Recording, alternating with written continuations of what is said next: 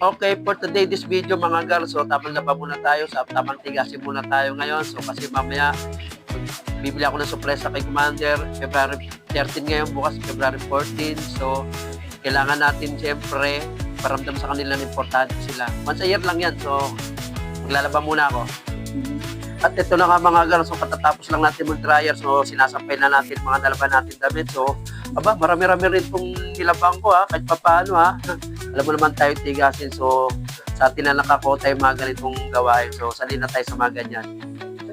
Okay, mukha ng piyesta rito sa loob ng bahay namin. Mga sinampayan ko mukha ng banderitas. Okay mga gar, so katatapos ko lang maglaba, no? Nakapag-dryer na ako, nakapagsampay na ako ng sinampayan. So nakapag-linis na rin ako ng bahay kahit pa paano. So inaabot na rin ako ng alas 7 ng gabi.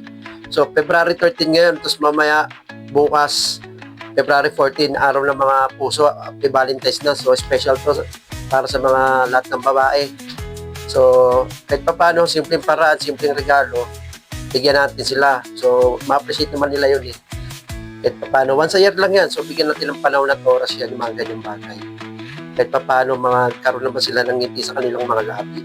Diba guys? So mamaya lalabas ako, titingin ako ng mga flowers at chocolates. Kasi mamaya papasok na ako 10 o'clock ng gabi. Ilang oras na lang pasok na ako, alas 7 na ng gabi. Kasi Commander uwi alas 10 ng gabi. So salungat kami ng schedule. So ang gusto ko mangyari, pag uwi niya rito sa bahay, tapos pagpasok ko, regaloan natin siya ng flowers at chocolate. So surprise natin siya.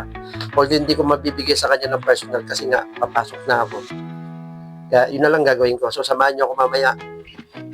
Mamimili ako sa labas. Lalabas ako ngayon din mamaya. So stay tuned. Update po kayo. Okay? Tara, let's go!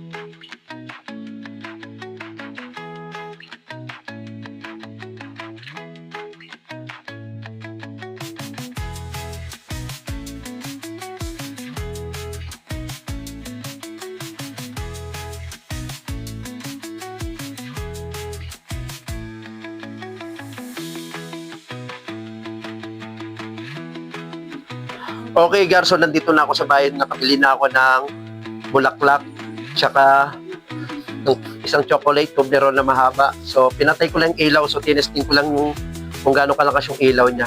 Kaya yun, tinaray ko yan. Tinaray ko lang. So, sana magustuhan niya mamaya pag-uwi niya. So, hindi ko man mabigyan ng personal kasi salungat yung oras ng pasok namin.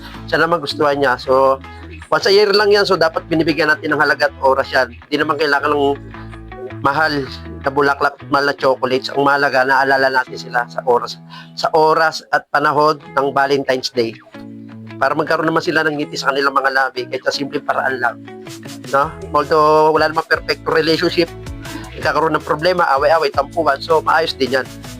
So mahalaga na areglo nyo agad. Okay, so yun lang mga gar, no? So salamat sa panunod, no? Wala naman tong kwentang video ko So yes, babush! Salamat!